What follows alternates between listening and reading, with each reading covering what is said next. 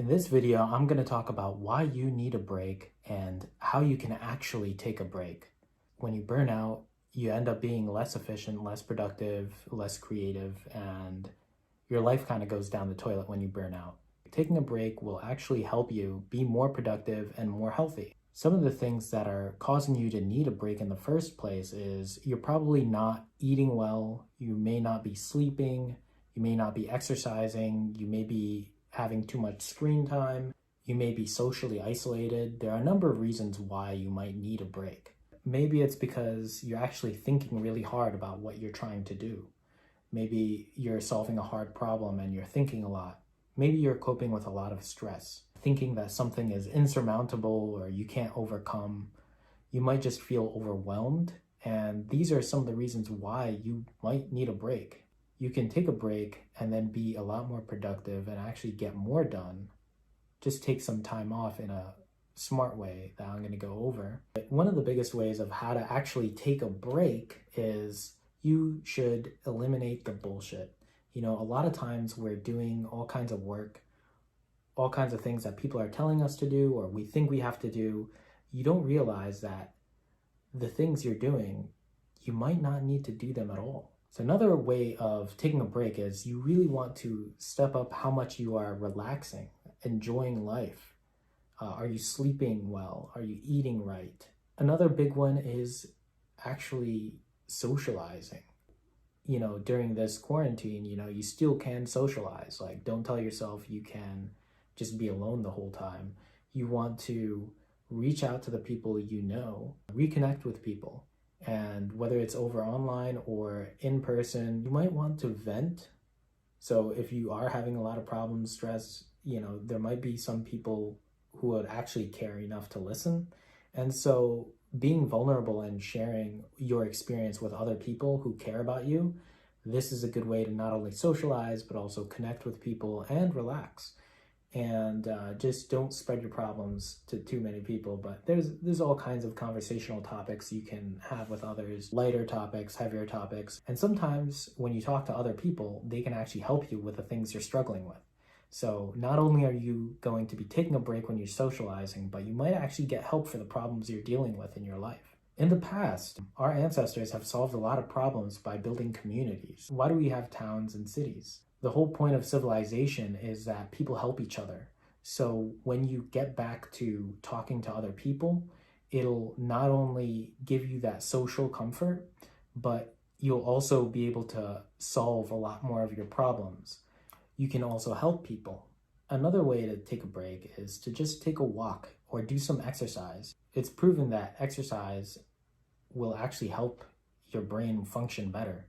So when you take a break to walk or exercise, it's not that you're slacking off. You'll actually be better at solving the problems that you're stuck on. For me, I worked as a software engineer, and so a lot of times the people taking the breaks, they would get laughed at, but in actuality, these are the people who ended up being more creative in their problem solving, and they solved much more interesting and hard problems. There are even some managers who would point at these engineers, say like, oh, look at them goofing around. Meanwhile, they ended up doing the most meaningful work. So sometimes it can be correlated that way, and sometimes people are just goofing off. But a lot of times when you're taking a break, it's actually going to help you be more productive, more creative, and you'll be able to solve harder problems. After you really think about whether or not you need to be doing the thing you took a break from, you could either take a break and then revisit the task, restart the task, or you could even say that that task doesn't need to be done. You can eliminate that task. You can also just change your life direction. If you're a type of person who is helping some friend with their problem, you could change your life direction and be like, okay, from now on, I'm not helping, my friends with this type of problem. I'm not going to help my friends with their relationship problems because it always takes away a lot of time from me. No one really gets helped. It might be a waste of time for both parties involved. So you want to identify things in your life that you're not really helping. It's not really worth your time. It's not worth other people's time.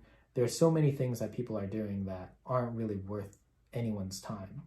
So when you finally get back to doing whatever it is you're trying to take a break from, or maybe you found something else you want to do instead, you want to make sure that you phase in your productivity. So if you almost burned out before, if you almost worked way too hard before, then this time when you're working on something that matters, you can really make sure you take breaks and relax a little bit. You can make sure you get your sleep, you can make sure you're eating, you can make sure you're exercising, you can make sure that you're enjoying life. And that's the critical part of whenever you're working on things. You want to make sure that you're enjoying what you're doing.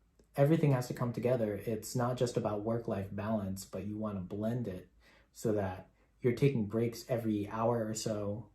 In conclusion, you not only deserve a break, you actually need a break, and it'll help you with productivity and health. Some other ideas for taking a break is you could journal. So writing down what's happening is actually a great way to take a break.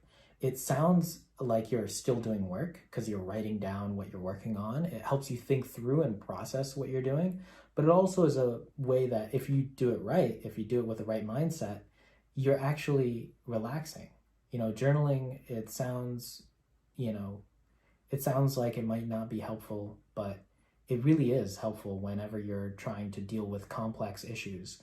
You might think your life is too busy, but when you're writing things down, things really start to get simple.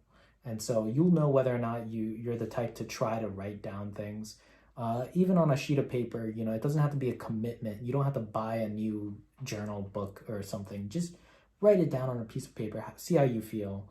Yes, you don't even have to do it that often. It doesn't have to be a daily diary. You can just, every time you feel overwhelmed, you can write down what's going on, and that can really help you deal with it.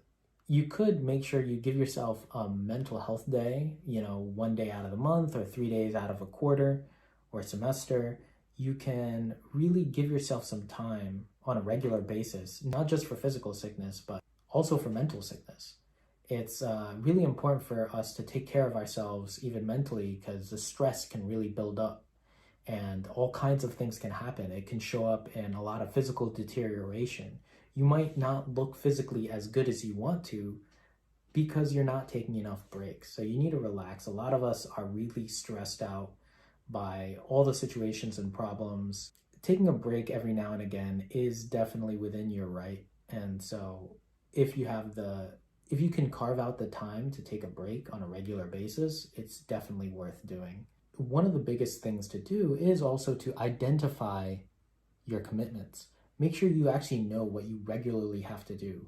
Do you have to show up somewhere Monday through Friday at 9 a.m.? Is it actually 10 a.m., but you've been showing up at 9 a.m.? What can you do with your commitments that'll lower the stress so that when you're doing your regular lifestyle routine, you're having low stress? Prepare the people around you for if you're taking a break. Like if you have parents or a spouse or children or, whoever you have in your life, they should know that you're going to be taking a break from, Saturday to Sunday, or Monday and Tuesday you want to take 4 hours for just yourself.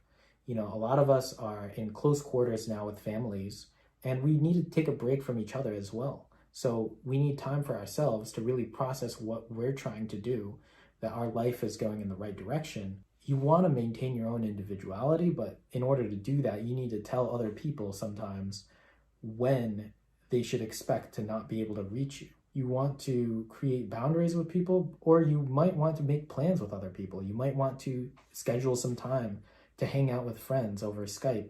You might want to schedule time with some family over Zoom. There are so many ways you can talk to other people in your life and make sure that you're carving out break time for either yourself or for your friends and family with you. And this will actually help inspire other people to take breaks. If more people in your life are taking breaks, then less people are stressed out. And when fewer people in your life are stressed out, life just gets a lot easier. And people end up helping each other as a community. So by taking breaks, you'll be having better communication with other people because you'll have to let them know that you're taking a break. You'll live a healthier life, meaning your work is going to be a lot more creative. You'll be a lot more productive. You'll be a lot more relaxed, less stressed. And the people around you will even treat themselves better, which will in turn make your world a better place. If this video helped, I want you to like and subscribe. You want to bake breaks. You want to bake some breaks into your routine.